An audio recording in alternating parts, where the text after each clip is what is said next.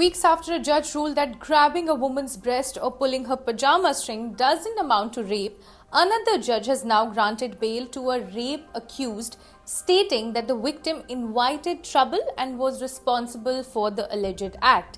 According to police sources, the woman, a postgraduate student in Noida, had gone to attend a music performance in South Delhi with her friends. She met the accused, who was known to one of her friends there. In her complaint, she told the police that the accused, also a student, told her he would drop her back to Noida but took her to an apartment in Gurgaon where he allegedly raped her. The court noted that although the medical report showed the victim's hymen was torn, the doctor did not provide any conclusive opinion about sexual assault. Taking into account the overall circumstances, the nature of the allegations, the evidence presented, and arguments from both sides, Justice Sanjay Kumar Singh stated that the accused had made out a fit case for bail.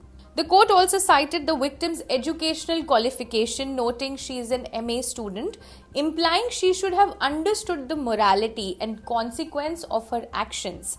The accused's lawyer argued that the incident was at worst a consensual act, not rape, and that his client had no criminal history and had already been in jail since December 2024. ये जो अभी ताज़ा मामला है, नोएडा की एक लड़की के साथ कथित रेप का मामला सामने आया है, जिसमें इलाहाबाद हाई कोर्ट ने जमानत दी है। तो उसके लिए समाज में बहुत सोशल मीडिया पे और सब बहुत विवाद उठ रहा है कि न्याय ये गलत न्याय है या जमानत नहीं मिलनी चाहिए ऐसे आरोपी को, और पीड़िता के साथ इंसाफ नहीं हो रहा है, या पीड़िता को क्या वुमेन्स को ही रेप के लिए दोषी माना जाएगा इस समाज में या ये कानून प्रणाली में। मेरा ये कहना है कि देखिए, थोड़े समय पहले इलाहाबाद हाई कोर्ट ने जो 11 साल की बच्ची के मामले में जो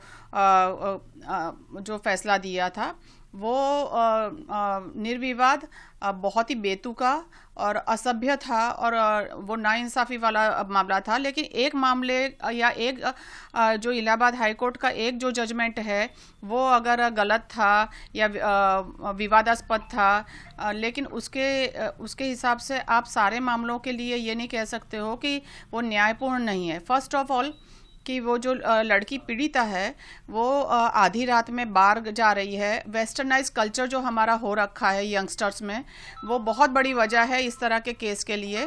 फर्स्ट ऑफ ऑल कि वो बार में जा रही है, अपने फ्रेंड्स के साथ जा रही हैं, उसके बाद वो इतना ड्रिंक कर रही हैं कि वो अपने होश हवास में नहीं है। उसके बाद अपने घर ना जाके वो किसी एक अनजान युवक के घर, उसके अपार्टमेंट में जा रही हैं, और उसके बाद वो कह रही हैं कि मेरे साथ रेप हुआ।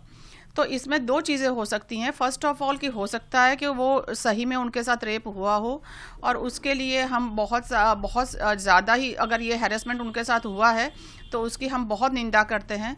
लेकिन कई बार ये भी होता है कि जो महिलाएं होती है वो अपने अधिकारों का नाजायज़ उपयोग करती हुई हैं, और इसमें जो न्याय प्रणाली ने या इलाहाबाद हाई कोर्ट ने जो जमानत दी है, वो कोर्ट ने सारे तथ्य, सबूत और दलीलें सुनने के बाद जमानत दी है। केस खारिज नहीं किया है, केस आगे भी चलेगा और हो सकता है। और अभी जो वो लड़की का जो वो हुआ है, मेडिकल जांच हुई है, उसमें उसके साथ यौन उत्पीड़न के कोई सबूत नहीं मिले हैं। तो हम ये कहेंगे कि हो सकता है और गहन जांच हो, डीएनए रिपोर्ट्स वगैरह आ सकती हैं कि इसमें रेप हुआ है या नहीं हुआ है। तो सबसे बड़ी बात यह है कि रेप हुआ है या नहीं हुआ है, तो वो मेडिकल जांच के बाद सारे तथ्य और सबूतों के बाद ही तय कर सकते हैं। और सिर्फ महिला है इस वजह से सहानुभूति होनी चाहिए, या महिला है तो एक पक्षीय न्याय देना चाहिए, ये हम नहीं मानते हैं। जो भी दोषी है, अगर युवक दोषी हैं तो उनको कड़ी से कड़ी सज़ा दी जाए, लेकिन अगर वो दोषी नहीं हैं तो बेवजह उनको फंसाया भी ना जाए। तो हम ये इसके लिए हम सिर्फ और सिर्फ जो पुलिस है वहाँ की, जो फॉरेंसिक टीम है, जो ये सारे सबूत जुटाने का काम करती है, उनको ही हम रिक्वेस्ट कर सकते हैं कि आप अपना काम बहुत ही बारीकी से और बहुत ही तथ्यपूर्ण तरीके से करिए, ताकि जो सच है वो उजागर हो, वो सबके सामने आए, और जो भी दोषी है उसको कड़ी से कड़ी सज़ा मिले।